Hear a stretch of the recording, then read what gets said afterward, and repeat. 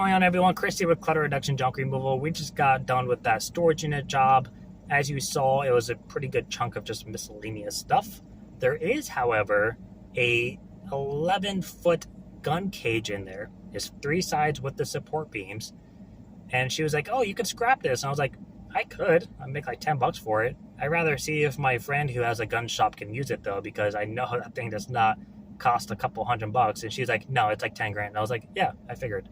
So we're going to see if he can use that. If he can't, I'll try to sell it. Worst case, we will scrap it. But that's a pretty cool thing to have. And then on top of that, there's a couple of wine racks in there that I could probably sell $15-20 real cheap on Facebook. I'm sure they'll go just like that. So overall, that job went pretty well.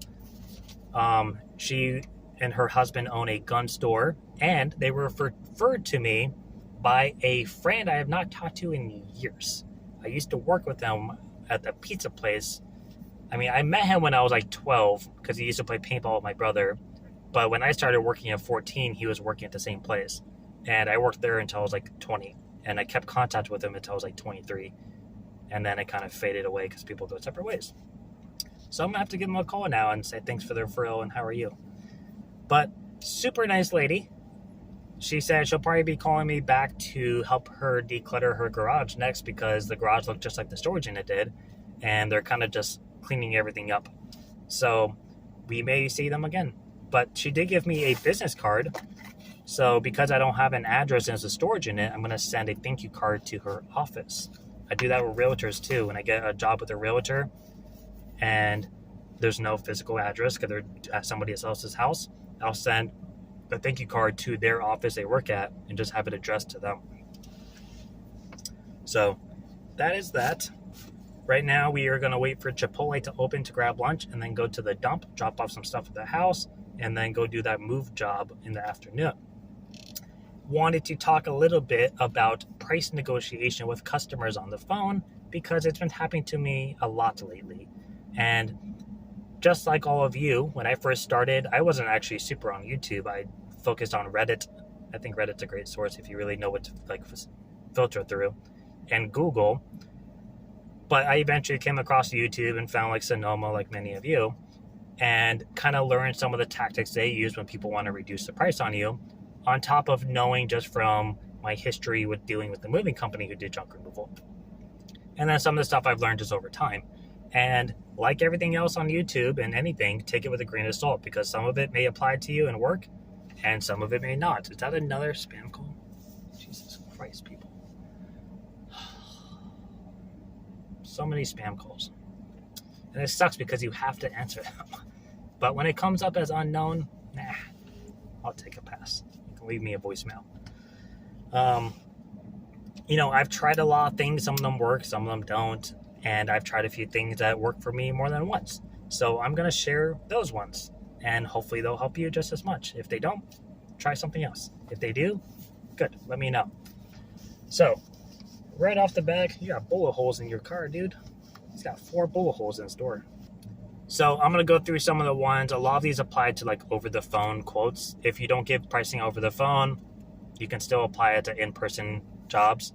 I do it for my own reasons, but I always give a range unless it sounds like a bigger job and I can't get an idea of what the piece is or the logistics of the move or the job, then I'll ask to come by and look at it. But let's say, for example, somebody calls and says, hey, I need to remove a entertainment center, a table, and 6 chairs, and a credenza. And you're like, okay, I think it's going to be around $350 to $400.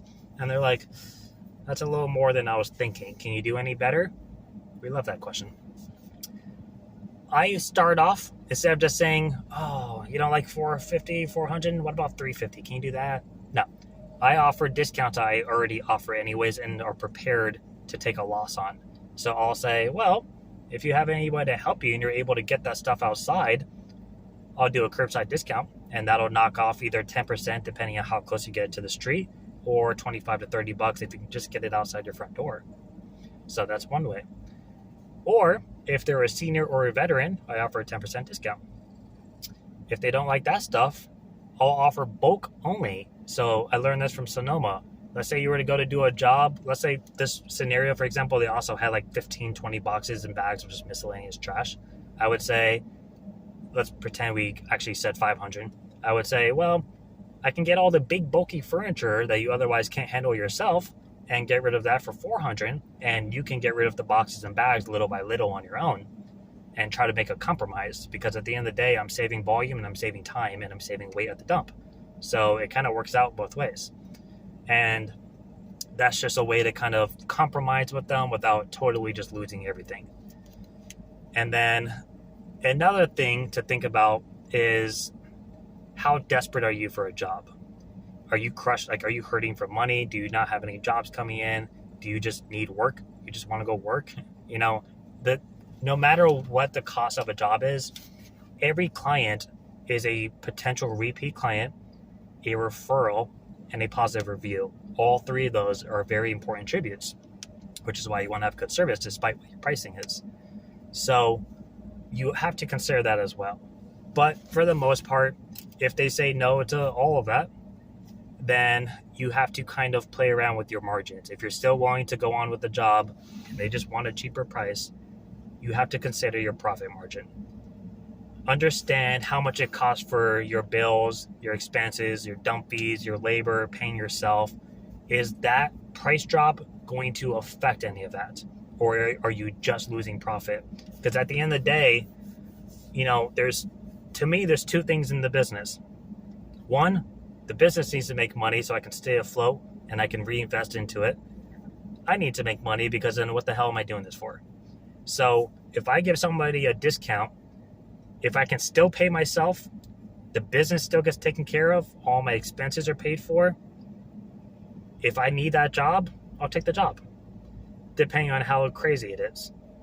Because at the end of the day, those three attributes I'd mentioned earlier, the repeat client, the referral, and the positive review, still come into play.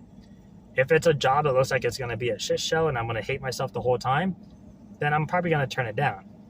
Or if I'm busy enough to where, you know, I have a couple of jobs a day, or, you know, 5-10 jobs a week coming in, and I'm comfortable, and I say, you know, it would be nice to have, but I don't need that job. Like, I can go off and do that next job. And, you know, I don't want to do this job for no profit. Then take that into consideration.